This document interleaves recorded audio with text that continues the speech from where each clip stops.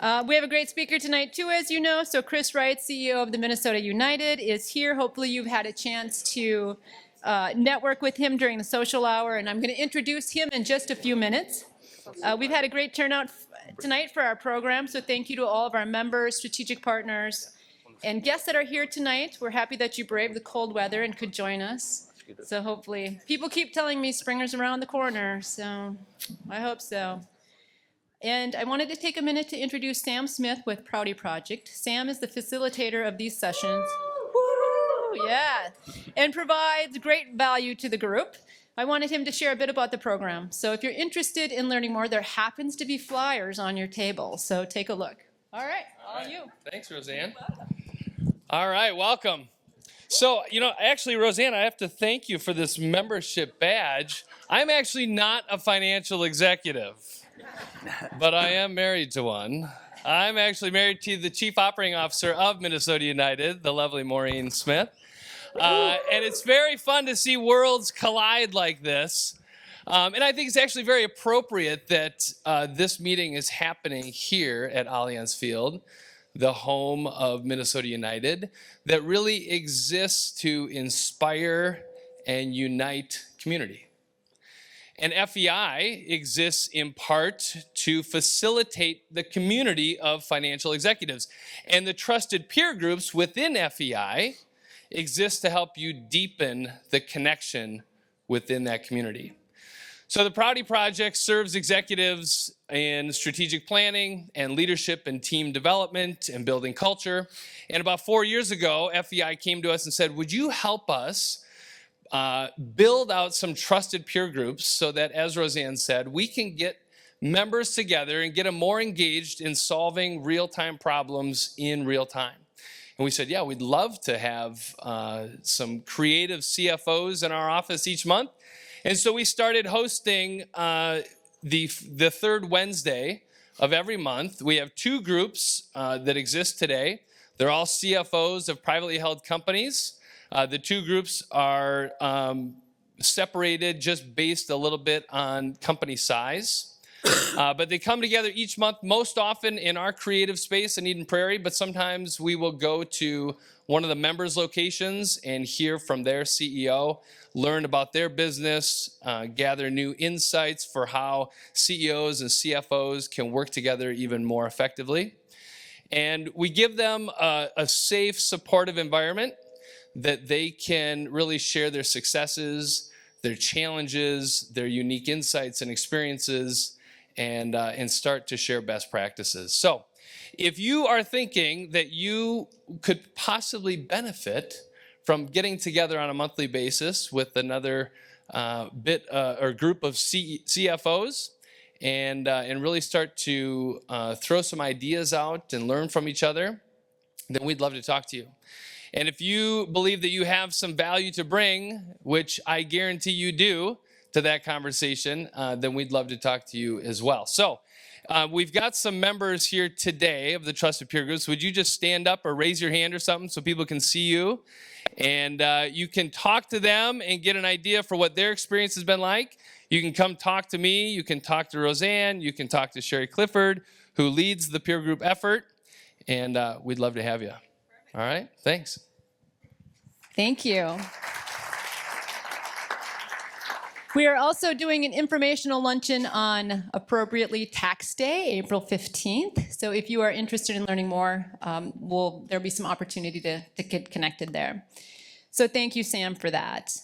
We are going to go ahead and get us started here. So Chris Wright is our speaker. Chris joined Minnesota United in October of 2017.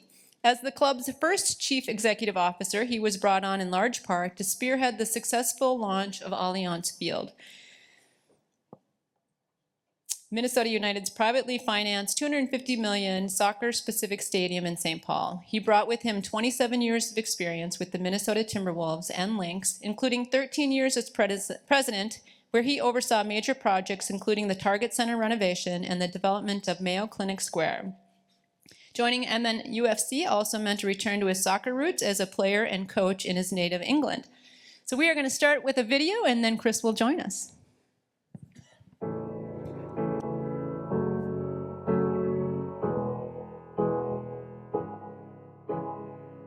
The stage is set. We've made it home. To the Midway. There's something in the air. Allianz Field. To this cathedral of our beloved game that unites us all as one. 90 minutes of passion-invoking devotion and pride. Heard through the voices of 20,000 strong. There's something in the air. Our driving force. The foundation.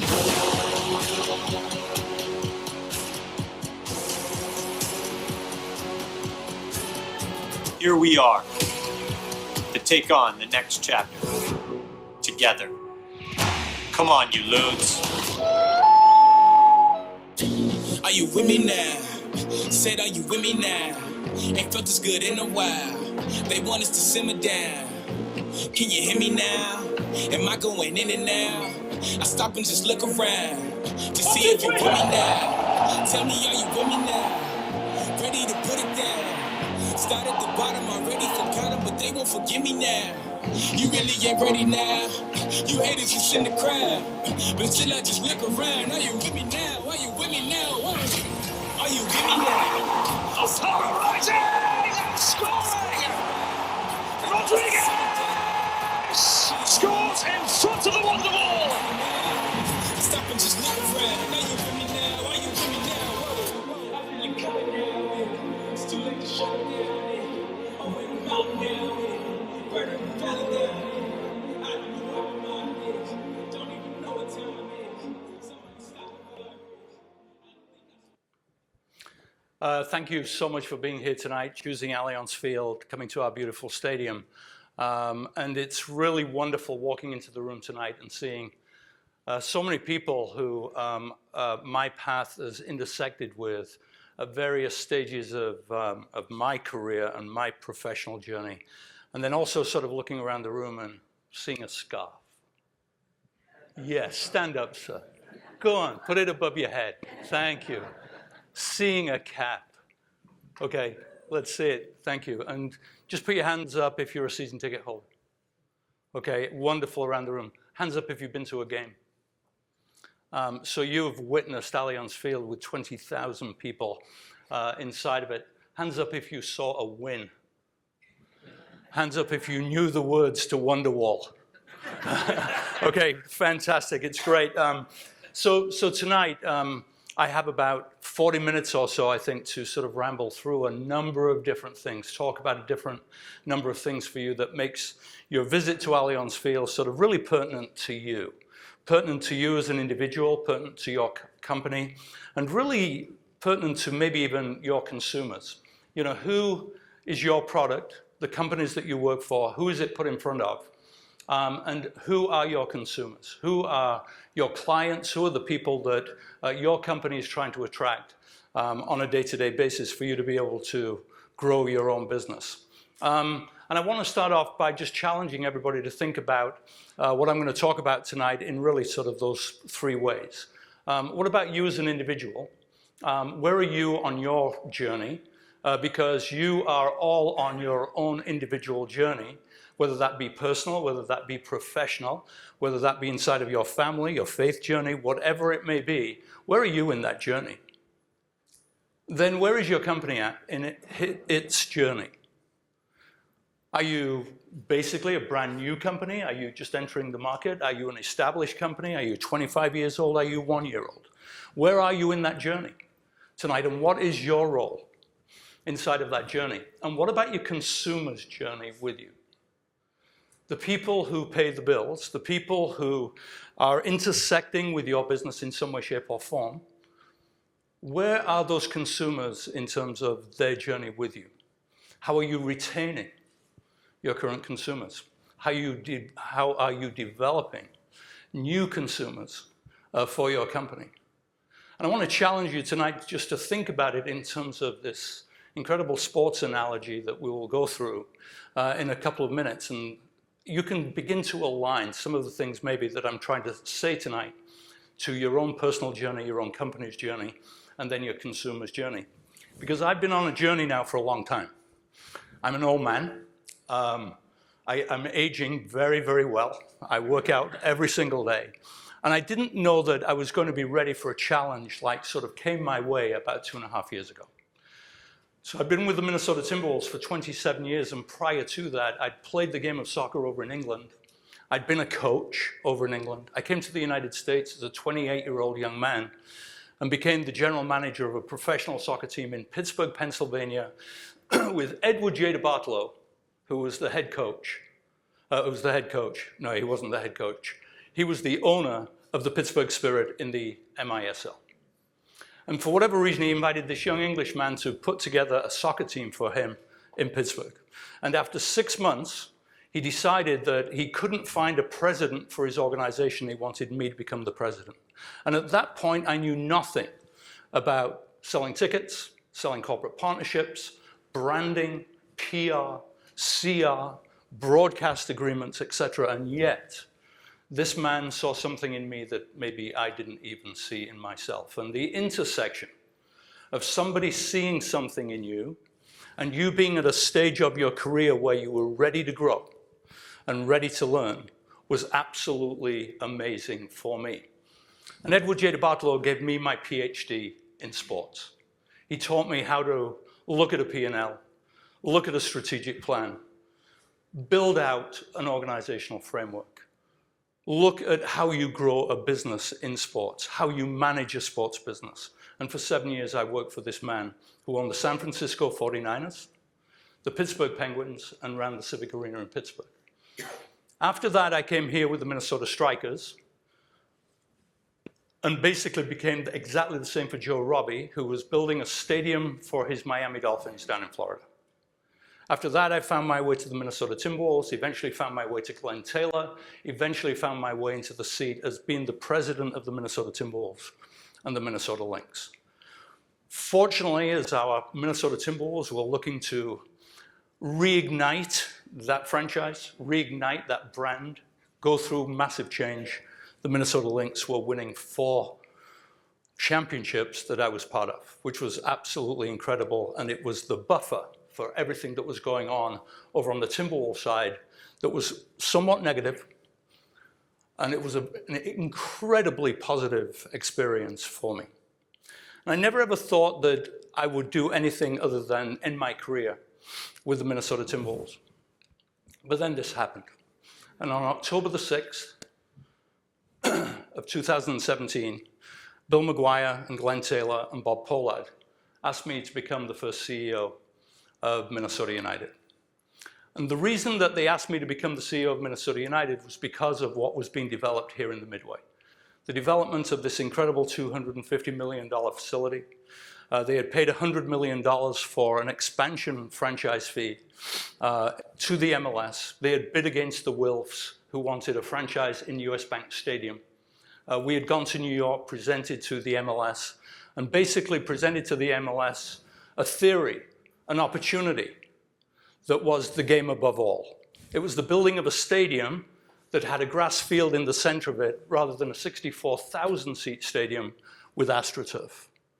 And Don Garber and the expansion committee basically decided that, hey, with Bill McGuire, with Bob Pollard, with Glenn Taylor, with Erica Binger, who is the chair of the McKnight Foundation, the Methune family, the Mortensen family, that was the opportunity for soccer in the marketplace. And so when you begin to take a look at the executive board of Minnesota United, then you can see what a powerful group of people have come together around the beautiful game and developing soccer in Allianz Field.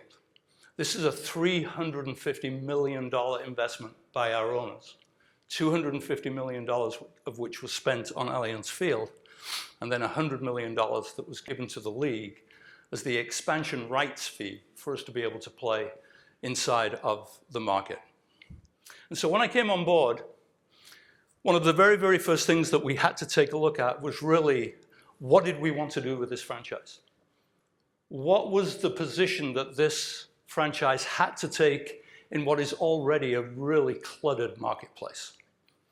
And so Minnesota and particularly the Twin Cities, is the 15th largest DMA in the country. And the 15th largest DMA in the country, with about 1.7 million homes, people living in those homes, we are cluttered with every other professional sports league in the United States. That is our competition. I'd ask you, who is your competition? Who is the competition in your thread, inside of your company? The companies that you're competing with, and really what is your positioning statement against all of those other companies? Who's working inside of your company to really develop a narrative that separates you from all of the competition that is in the market? What is your point of differentiation? I could ask you the same about your personal life. I won't go there right now, but what is your point of differentiation from everybody else who wants your position inside of your own company? Why are you the best? Why should your company keep you?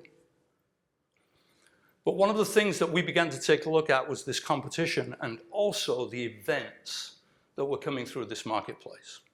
Because this is a destination market for professional sports events, for high-profile events.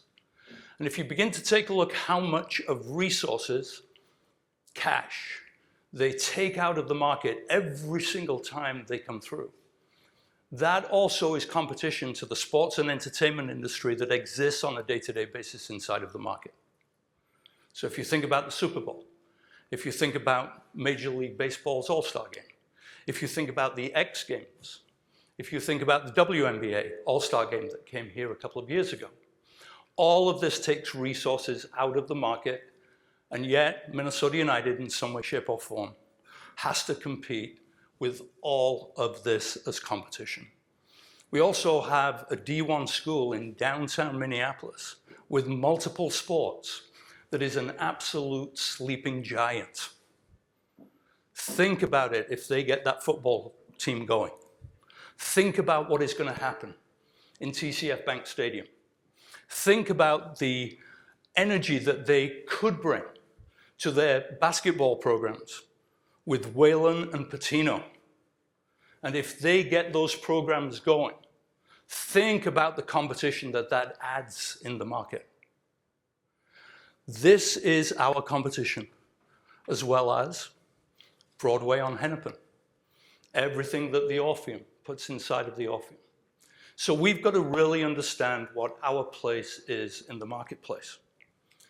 And actually led by Proudy and Sam, 2.5 years ago, we put 72 people inside of the Brave New Workshop in downtown Minneapolis.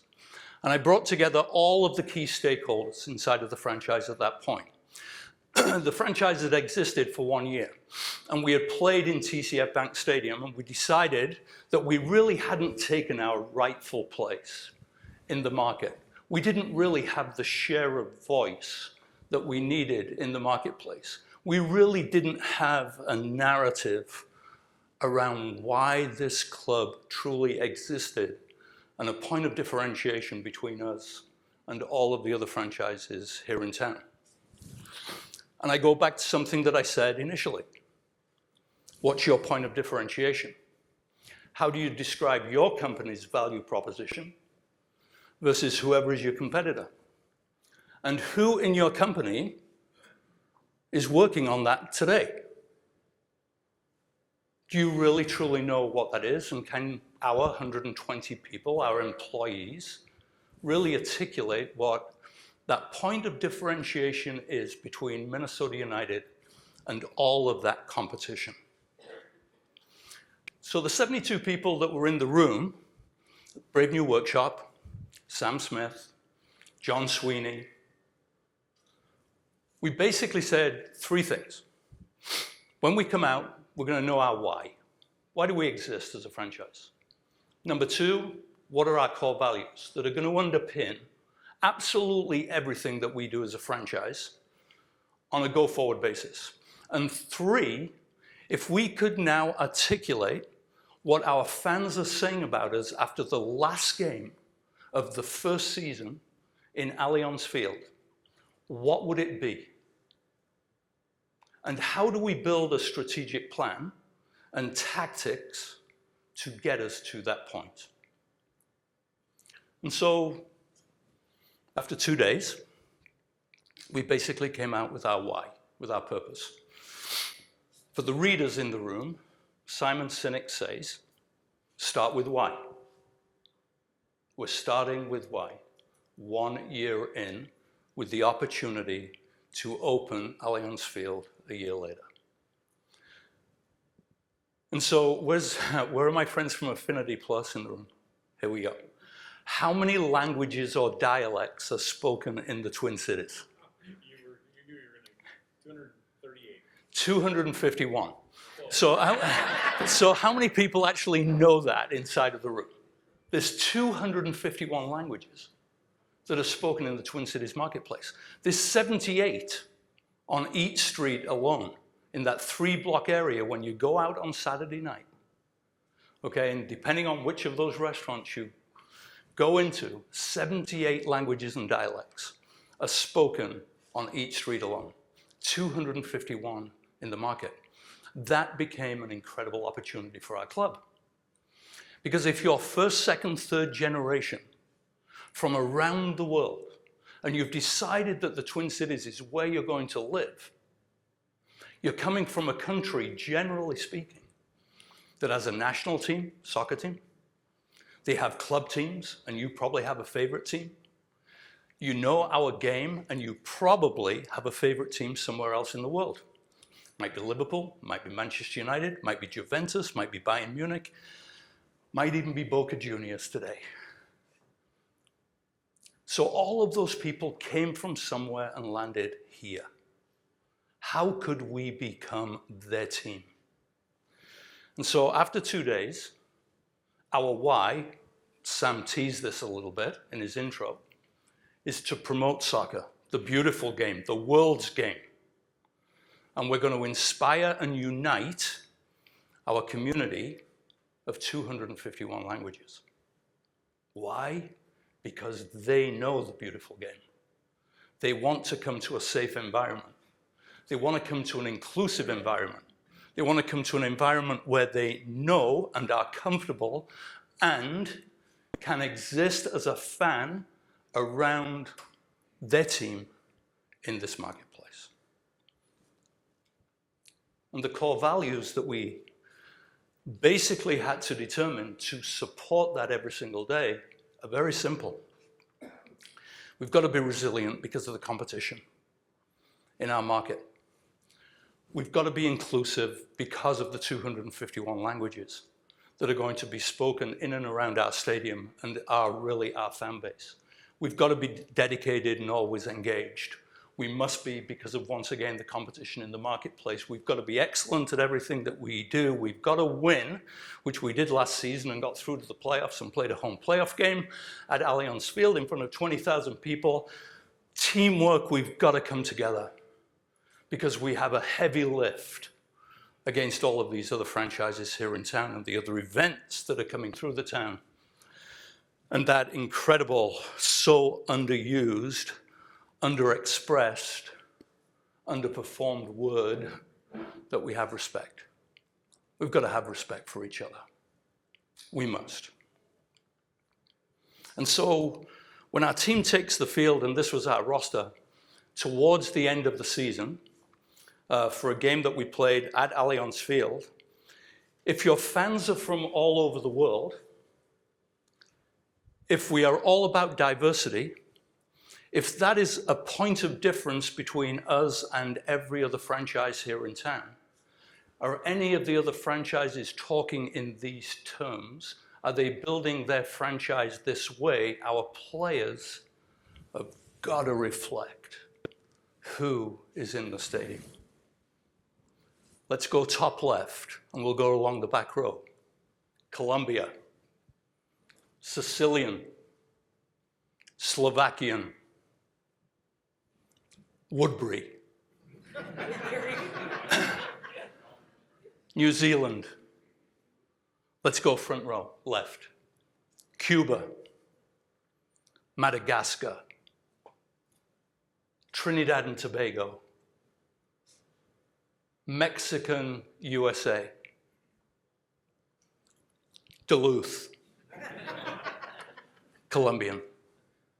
And so now our product, the team that we put out on the field of play, is part of this incredibly diverse gathering that we have inside of Allianz Field. And so then our fans. So going back into our fan base, how much do we really truly understand who and what our fan base is?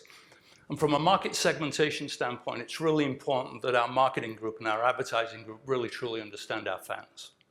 And really there are two channels of fans.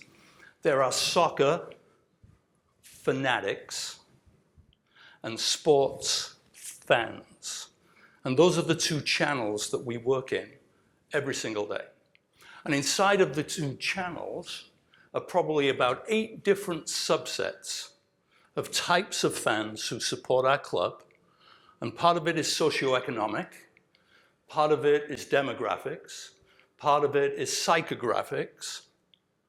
But we know where they all sit inside of our stadium, and really truly, how much can they afford to pay for this product?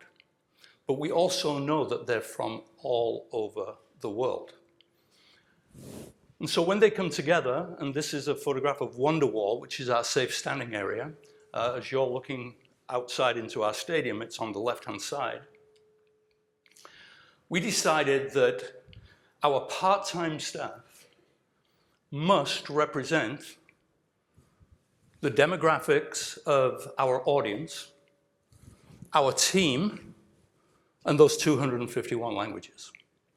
So everybody in the room, you're all CFOs. If you want a part-time job, do you want to be part of Lunasoda? Because if you're part of Lunasoda, which is basically not a state, it's a state of mind, then you're a lunatic. And our lunatics are the 200 people who serve our fans and our clients every single game, every single event. And who are they? This is our part-time staff. They are reflective of our consumers. They are reflective of our why. They are reflective of our core values. And they speak the languages of the people who are part of our fan base. 45% are female. 40% of them identify themselves as African American, Asian American, or Latino. There's over 15 countries represented inside of that staff, and over 25 languages are spoken by these people. Now, when we train them, and thank you, John Sweeney and Brave New Workshop again, we bring in, comedians and people from Brave New Workshop. We teach our people around these 5 core principles. Number 1, the theory behind a lunatic is that we are always going to show gratitude, but we're always going to show gratitude with attitude. And depending on where you are in the stadium, we don't even mind if our staff act like our fans do. Yeah, they have their jobs to do. They have a job description. But at the same time, if you're working in the supporter section and they stand for the entire game, and they sing and they chant, and they wave flags, and they have tifos, and they have smoke, then it's okay for our staff to do exactly the same as what the fan is doing, providing, obviously, they do their job. And their job is look after the details in your area. Make sure that we're anticipating everybody's needs in that area. Nurture relationships, celebrate together, and then empathize with our fans. And so when it all comes together, it looks like this. So it's interesting. I just recognized one of the guys on there, and he used to work for me with the Minnesota Timberwolves. that's the first time that I realized who it was, and his image was on there, and it just struck me as being very strange that somebody from my former life was there dressed in all of the garb for MNUFC. You've got to be very deliberate. You've got to be very, very deliberate in your thinking about who your consumer base is, what your personal why then is, and your company's why is around your consumer base, and then how you staff appropriately to support everything that you're trying to do with that consumer base. It's a journey that you must take your company on. And over the last 2.5 years, I'm so proud of our staff and where we have taken this entire program to get to the point today whereby this is really cohesive and it works. Our fans recognize it, the people inside of our stadium recognize it, our why resonates with everybody, and it's a very, very powerful feeling when all of that begins to come together through 120 full-time staff, 200 part-time staff, and 20,000 people inside of the stadium. But the next iteration of that is then how do we show up in the community? So when we go into their communities, when we go into this incredibly diverse community, when we advance our community relations programs, what are the things that we are doing there that resonate with our core consumer, where they live and where they work? And so we have 5 different pillars inside of our community relations area. We are going to do anything that allows us to help grow the game. We're going to do anything that helps support education, particularly in diverse communities inside of our market. We're going to be all about the environment and sustainability. We're going to be inclusive and diverse in our programs and our selection of programs and the communities that we take our programs into. And we're also going to be in the world of underserved youth and families. Now, what we need, and maybe some of you are already in the room, are partners who basically believe in this and working in those diverse communities. Because from a corporate social responsibility standpoint, we can't do this on our own. And if your company is willing to partner with us as we take these programs into our community, knowing the types of communities that we are serving, what you can do is help us amplify really every single thing that we're doing. And so we put a videotape together of just 4 or 5 of the programs, and you will see corporate names associated with those programs. These are some of the partners that we have been able to attract into our world that really understand that we need to give back into the diverse communities, those 251 languages that are spoken inside of our community.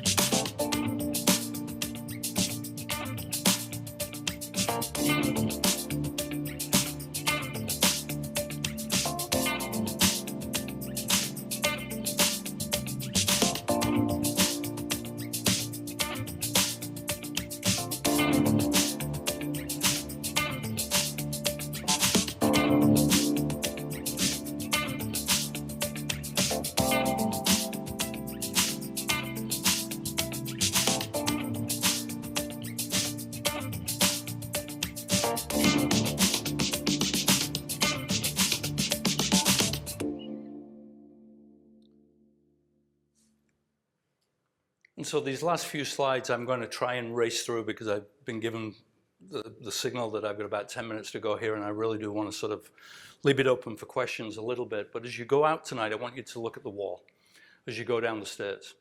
And you'll see images of fans from around the world. And that wall basically goes all the way down from our field club all the way up to our suite level. And that represents the 251 languages that are spoken inside of our community. It represents the diverse nature of who and what we want to be as a franchise. But other areas that we're working on to try and bring the totality of the experience around who and what we are as a club to life. There's one or two other areas that we should really just touch base on. And so thank you, Atomic Data. But we are the most Wi-Fi friendly stadium in the MLS with over 480 antennas. We believe in a mobile first strategy. Over 65% of our audience are millennials. They do everything there on their phone. And so it's really important that we have connectivity inside of our stadium, whether that be for text, whether that be the exchange of images, whether that be social media, whether that be digital ticketing, or whether it be payment systems that are actually on the phone, and also parking. So all part of an MNUFC app with an incredible number of unique users. And if you basically take a look at the number of impressions that the MNUFC app had last year, it's over 1,163,000 utilizations of people inside of our stadium.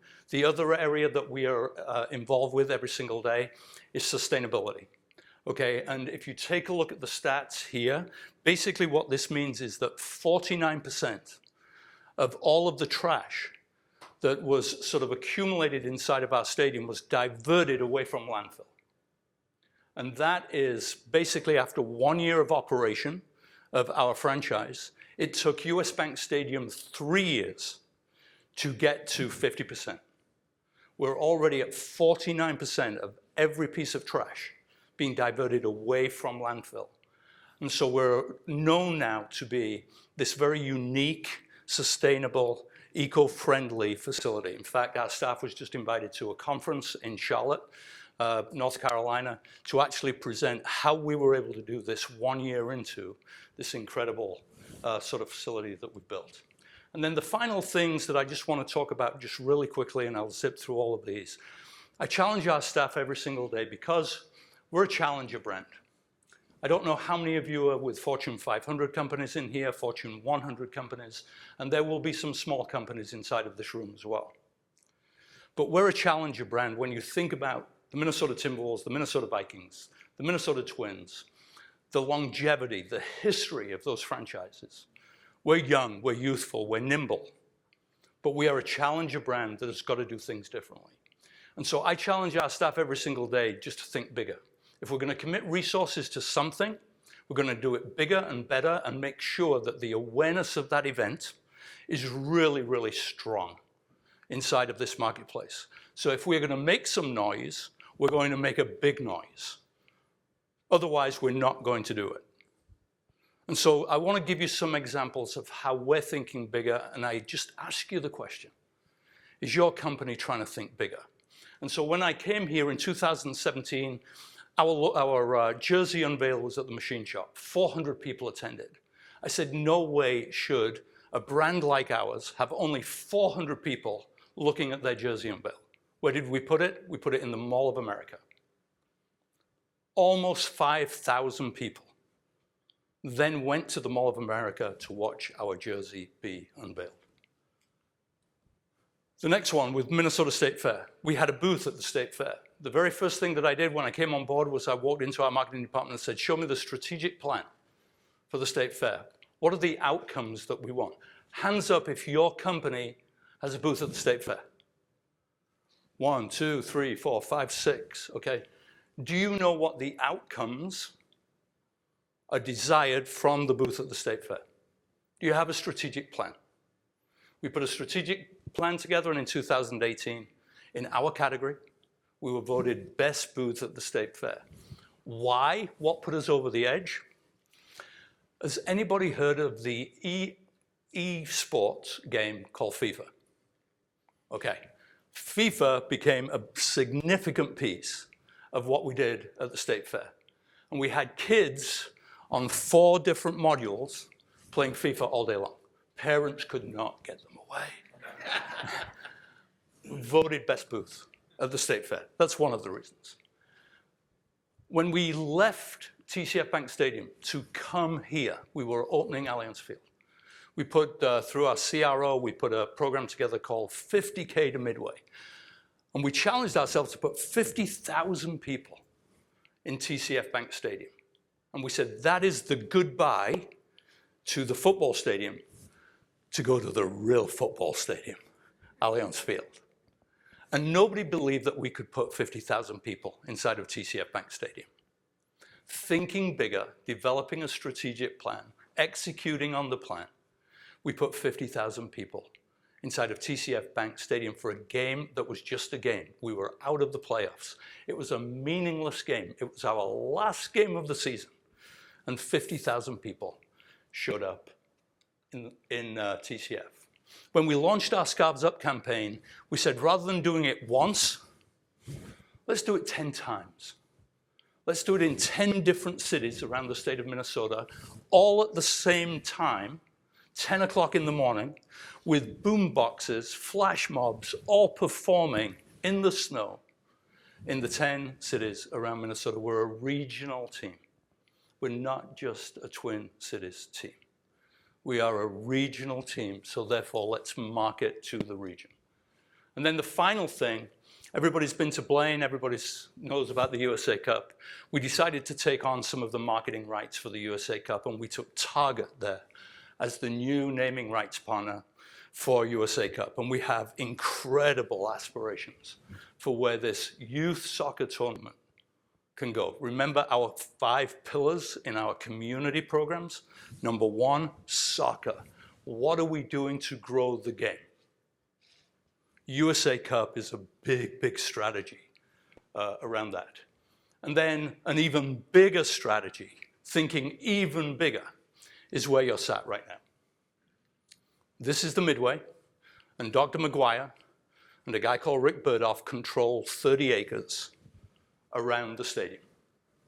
And as we go down this incredible journey together, we are going to develop the Midway into what you're seeing here, which is a place where you can live, you can work, and you can play, and you can also support MNUFC. And here are some of the renderings of the master plan.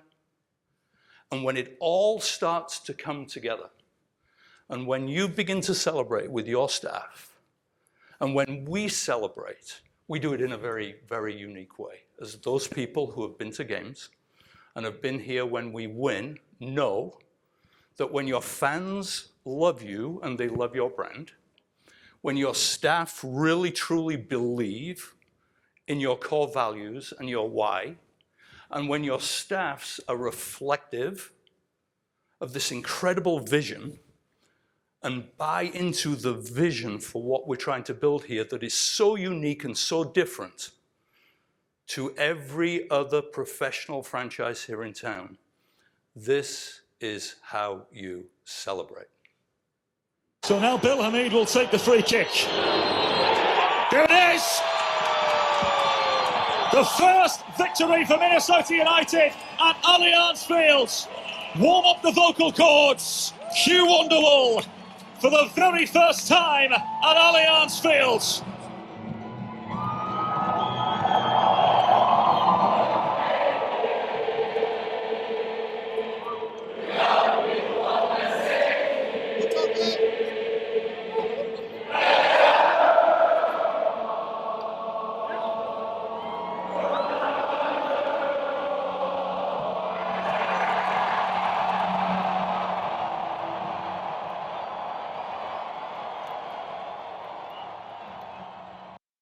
So I'd ask you, how do you celebrate when you win?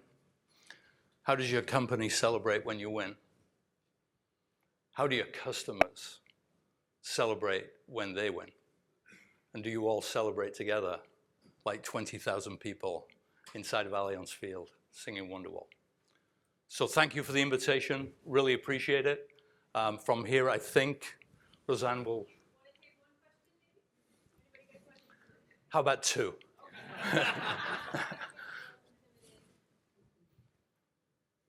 No question. Yes, sir.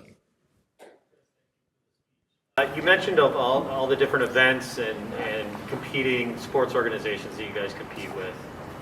How do you compete with, or I should ask, how do Minnesota fans compare to the rest of the country in terms of demographics, in terms of their support of the sport, and how do you compete with the seasonality that we have here, the cold weather and that type of thing? I mean, it's a unique situation, I would imagine, and so you got to put that on top of all the other things you've got to compete with, and you probably have to have a strategy here. Yeah, what a good question, and there are so many different ways that you could answer the question. So last year, I think that we opened up on April 13th, and I believe that 2 days before April 13th, we had about eight inches of snow in Minnesota. That game was on ESPN, and actually when they cleared the field, so we're talking seasonality first, when they showed the game on TV, there were snowbanks all the way around the field, which was absolutely incredible. This year's home opener is on March 15th. It's 1 month before where we opened last year, so who the heck knows what it's going to be out there in Minnesota. But on your tour tonight, hopefully you saw that the north end of the stadium, there's grass, there's green grass. That is not natural. That's the heating system underneath starting to work its way through the ice and the snow. So from a seasonality standpoint, we've built the stadium, hopefully, to be able to accommodate for the majority of weathers that are going to test us, particularly on the front end and the back end of our season.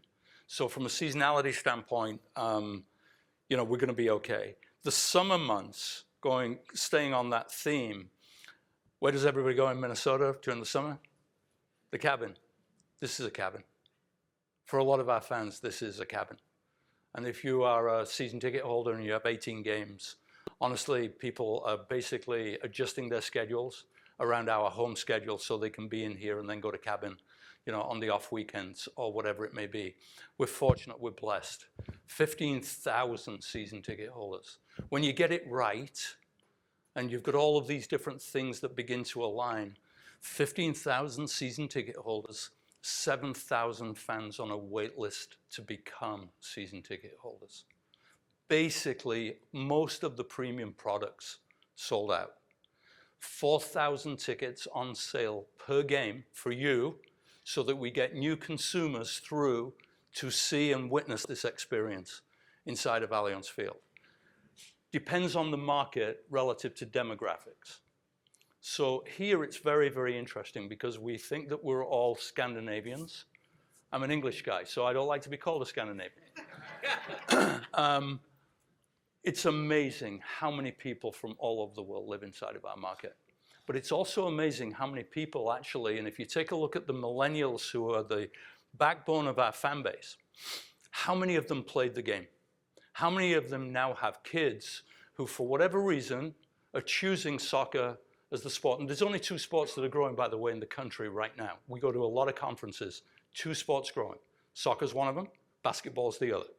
Everything else is either flatlining or going backwards. Football's got its own problems, hockey is regional, baseball needs to. Houston Astros. Okay, it's too long. I love Dave St. Peter. He's one of my best friends. I go to the 7th inning. That's when I arrive at Target Field, okay? I can't be there for 4.5 hours. So the question is, for the millennial audience, for all of those kids who are now playing the game, they're playing 2 games. And so because it's so diverse and so different, we are really, truly finding our own market. This niche of people who grew up in the game, played the game, and now their families are playing the game. It's become an amazing thing. One more question. Yes, sir. Season ticket holder, great hat. Love it. Maureen Smith should sign that for you. I bought the hat. I wish I were a season ticket holder. You're going to be after tonight. You've just gone up on the way. Chris, thank you so much for your comments tonight. Securing the franchise, building Allianz Field, putting the winning team on the field year one. Okay. Where are you going to be 10 years from now? What's the strategic plan for Real be 10 years from now? Where will I be, or where will the franchise be? I think there's a big difference. I could probably be about 6 foot down. 2.5 years of this, I used to have a full head of hair, and I used to be lithe and fit, and look at me now, I'm a pudding. But where will this be? I think the thing that everybody in this room should be really aware of is the year 2026.